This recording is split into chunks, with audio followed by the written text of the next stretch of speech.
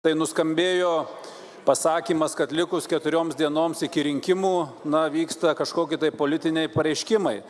Tai kolegos, likus 4 mėnesiams iki Seimo rinkimų, tik dabar valdančioji dauguma prisiminė, kad vis tik kažką bando daryti dėl miškų ir pakeisti statusą. Tai aš manau yra pats didžiausias nesusipratimas šitoje vietoje ir jeigu galima dar palaukti 4 mėnesius, tai manau būtų teisingiausias žingsnis.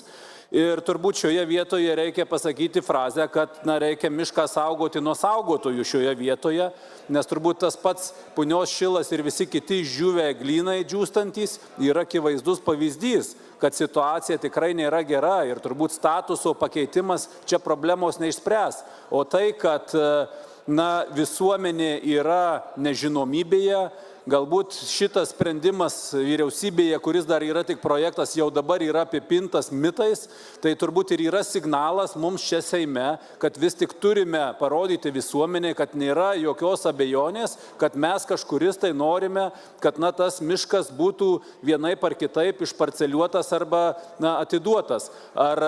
Ir plus yra registruota dar pataisų, pasiūlymų, kad apvali mediena neišvažiuotų į užsienį iš Lietuvos, kad būtų tai, kaip ir kolegos liberalai yra registravę, kad vis tik tai būtent jau antroji kadencijoje iš eilės tie projektai nepasiekia sprendimų prieimimo, kad ta mediena, kuri gali sukurti pridėtinę vertę Lietuvoje, tegul ir sukuria pridėtinę vertę, o kuo galbūt jos mažiau reikės mūsų pramonėje, tai tebūnie didinami saugomų teritorijų plotai, tegu būna didinama miško prevencija, apsauga ir kiti dalykai, kas palaikytų gyvybingą, sveiką mišką ir mes juo visi galėtume džiaugtis. Tai kviečiu palaikyti.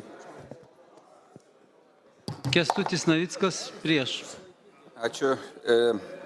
Iš tikriausiai pirmiausia turiu pats susižnypti į šoną, kalbėdamas prieš, bet iš esmės tai nėra mano kalbėjimas ir raginimas balsuoti prieš rezoliuciją, bet labiau tame, kad mes negalime nepataisytos rezoliucijos priimti tokia, kokia yra siūloma. Tai keletas dalykų jau preambulė yra netiesa. Tai vienas yra teigiama, kad mes esame žemiau Europos miškingumo, tai kaip Europos miškingumas yra 33%, mūsų yra beveik 34%. Taip pat yra kalbama apie valstybinės miškų urėdijos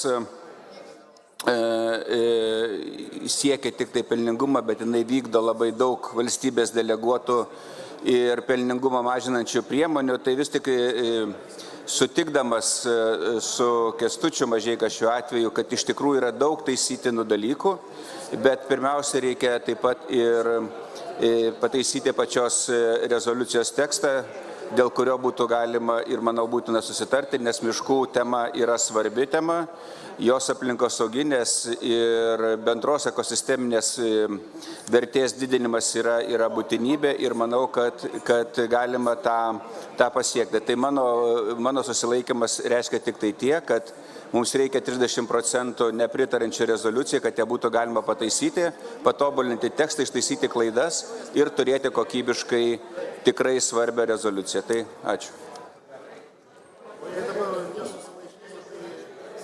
Tomas Tomilinas už kalbės. Už. Gerbimi kolegos, aš matau, kad rezoliucija jau savo darbą atliko. Visos politinės partijos deklaruoja jai pritarimą, nori tik tai pataisyti, ištaisyti klaidas, galbūt savo kažkokias pastabas pateikti. Aš to labai džiaugiuosi. Būtent tiek laiko mes turime skirti šiam labai svarbiam klausimui ir nacionalinio susitarimo dvasioje mes būtent tai darome, ką bandė Aistė pasakyti, nes iš tiesų visuomenė dirbo, dabar laikas dirbti mums. Ministras pats nusprendė skubėti su pertvarka. Aš tai vadinu politinio kamikadzės strategiją, nes iš tiesų visuomenė tam nepritarė. Ir mes turime palikti šioje rezoliucijoje sakinį, kad reikia pristabdyti arba stabdyti pilnai tą akcinės bendrovės sukūrimą, nes neduoda tai jokių papildomų pliusų, o tik tai sukuria daugybę nerimo žmonių ir mes galim šitoj stadijoje rezoliucijos pagalba, nenorminis, bet teisės aktas, tiesiog sustabdyti ministro, paraginti ministrą negaišti laiko vyriausybei, nes, ateis per vyriausybę tas sprendimas, o Seime paramos akivaizdu, kad jam nėra. Tai nežinau, kam savo laiką gaišti. Todėl, jeigu jau ministras, leisiu savo pajokauti, jeigu jau ministras taip uoliai vykdo mano, kaip buvusio valdančiojo nurodymus, tai aš nurodau sustoti. Prieš kalbės Viktoras Pranckietis. Ačiū. Čia kaip tik buvo pasakyta, kam tą savo laiką gaišti. Tai aš galvoju, kad mes šiuo metu ir gaištame savo laiką, kalbėdami apie tai, apie dokumentą, kuris nieko nesprendžia, neturi įstatymo galios, bet kalbame lyg tai kažkokios tai visuomenės, lyg tai visuotinės, kuri nusprendė, kad nereikia daryti akcinės bendrovės ir reikia pereiti prie tokių, sakyčiau, populistinių susitarimų, kurie neįvyko per 3 metus. Dabar bandome kokią nors vieną rezoliuciją pataisyti reikalus. Brazilijos prezidentas Balnasaras 2010 metais Angelai Merkel pasakė, pasimkite savo pinigus ir atsisodinkite pas save miškus. Tai turbūt irgi sako mums kai ką apie tai, kad miškus sodinti, nesodinti, kur juos sodinti, kaip daryti, kaip elgtis. Mes šiandien bandome politizuoti, nesvarstydami akcinės bendrovės įstatymą, bandome kalbėti, lyg tai kalbame apie akcinės bendrovės kūrimą arba nekūrimą ir emocijas bandome paversti politiką.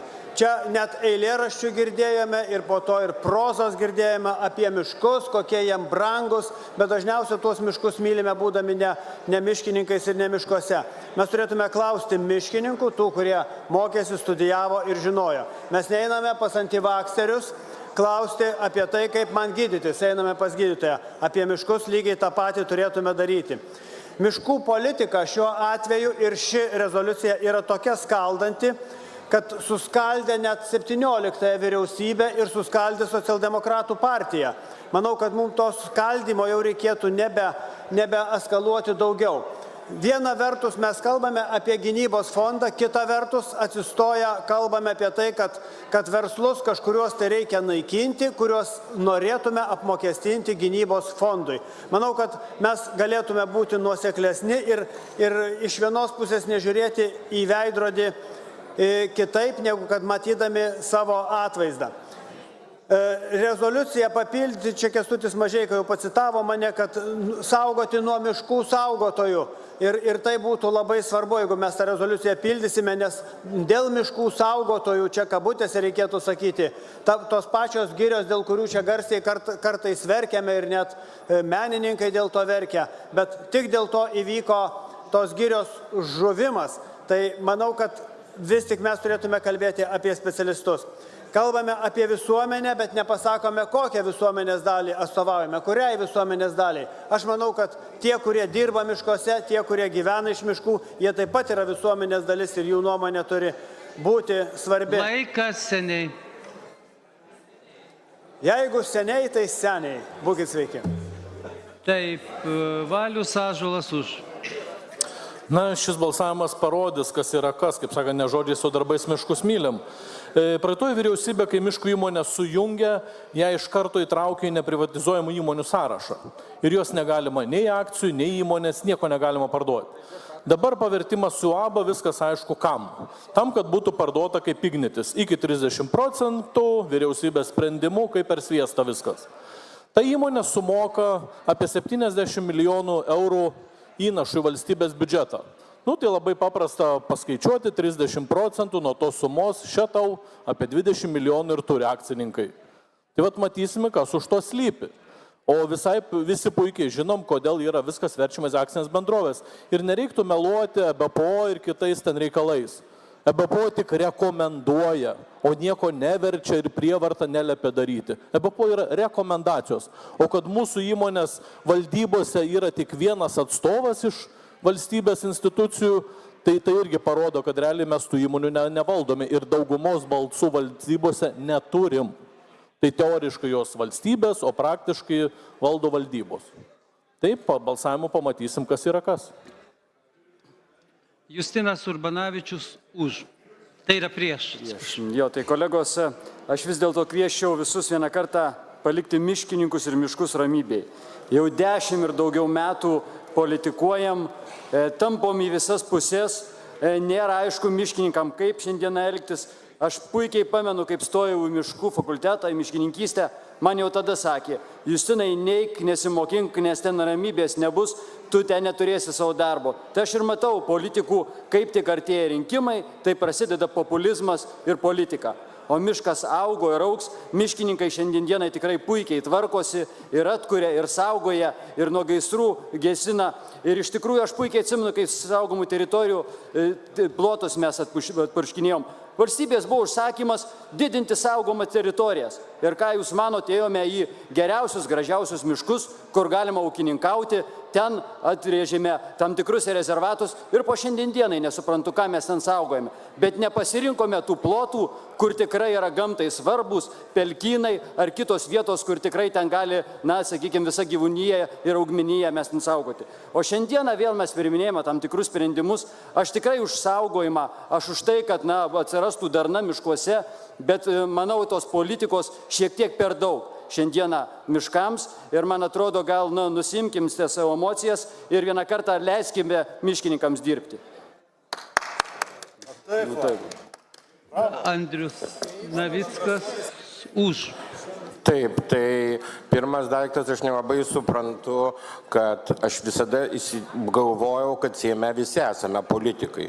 Ir ne miškininkai, ne ekonomistai, ne filosofai, bet visi politikai ir turim priimti politinius sprendimus. Aš tikrai nesikišu miškininkų darbą. Taip, iš kitos pusės man skaudu ir šiandien girdėti, matome tokį keistą šiaudinės kaliausias pavyzdį, kai dar nepriimta ir tikrai įstatymo projektą, kuriam nepritariu bent aš, jau jį kalbama kaip apie įvykusį faktą ir jį deginame. Tai šiuo atveju visiškai ne apie tai. Ir labai noriu pasakyti mano šiandien įsitikinimu, kad labai gerai, kad šita diskusija įvyko, dėkui Tomui Tomilinui už tą rezoliuciją, nes apie miškus reikia kalbėti. Ir politikam, ir nesutinku, kad tai vaiko gaišimas. Ar man patinka šita rezoliucija? Tik iš dalies, man patinka jos tema, daug, man atrodo, yra dalykų, kurie yra taisytini ir jeigu šitą rezoliuciją siekia sutarimo, tikrai aš manau, kad tikiuosi, kad ji bus redaguota. Kad reikia šito bendro nacionalinio susitarimo reikia, bet tikrai aš noriu pasakyti, kad nesusidarytų įspūdis ir žmonėm, kad politikai turi labai aiškiai pasakyti, kad mes esam už miškus. Taip jau miškininkai tvarkys, kiti tvarkys, bet mes turime labai aiškiai pasakyti, kad mums tai rūpi. Ir man atrodo, kad, sakau, šiandien diskusija yra gera, nepaisant to, kad joje buvo išsakyti patys keiščiausi argumentai. Bet tikrai balsuosiu už šitą rezoliuciją, kaip už tam tikrą, sakysime, geresnį pavyzdį, geriausią dalyką, nors, sakau, tekstą tikiuosi, kad dar galėtume ir paredaguoti. Ir Simonas Gentvilas prieš. Gerbiami kolegos, tikrai atsakingai noriu pasakyti, kad miškams ir reikia ramybės, bet apie miškus yra tikrai neramu ir daug diskusijų ir nemanau, kad bus kažkada viena nuomonė. Būtent dėl to mes kartu su Aiste Gedvilinė ir aplinkos komitetu pasakėme kadencijos pradžioje, kad sutelksime 400 žmonių į platų formatą, kad viens kito išgirstumėm. Nacionalinis miškų susitarimas įvyko. Taip, politinės partijos jo nepasirašė, bet jis įvyko. Mes turime pagrindą eiti į priekį. Ir tas pagrindas po visuomenės diskusijų virto konkrečiais įstatymų projektais, kurie taip ilgai derinami, 2-3 kartus jie buvo su visuomenė derinami, jie šiuo metu yra su vyriausybė diskutuojama, nes kaina šito įgyvendinti nacionalinį miškų susitarimą yra 400 milijonų eurų. Maždaug tiek reikia kompensacijų privatiems savininkams už sugriežtinimą. Ir kadangi miškai negauna europinių pinigų, neturi specifinių mokesčių, tai yra arba iš biudžeto finansuojami dalykai ir finansų ministerija nuolat kelia, iš kur pinigai. Tai kaip finansuojamas, kitaip tariant, bus žalesis kursas. Ir čia yra didysis iššūkis, apie kurį mes dabar diskutuojam. Tai šiandien mes turime beveik galutinį sutarimą, vyriausybė, man atrodo, netrukus apsispręs ir ateis su paketu į Seimą. Šita rezoliucija taip gudriai užbėga už akių, lyg nieko nėra daroma, bet daroma yra visus 4 metus. Ir akcentuojama, kad čia akcionavimas irgi kažkas iš skrybėlės ištrauktas, nors tai pradėta dar Sauliaus Skvernelio ir Virginijaus Sinkevičiaus laikais prie ūkio ministravimo. Taip kad, labai prašau, neižiepkime liepsnos sausuose miškuose, nes niekas kitas, bet buvę valstiečiai, dabar demokratai, jūs patys menat istorijas, menat mitingus, kai buvo kovojama ir mitinguojama. Prašau, nepolitikuoti miškų sąskaitą. Didžiuokime tuo, kad pagaliau miškininkų kursai šiemet sulaukė pirmųjų studentų. Tai didžiuokime tai, kad į miškus nori grįžti žmonės. Tai yra geroji žinia. Kviečiu nepritarti.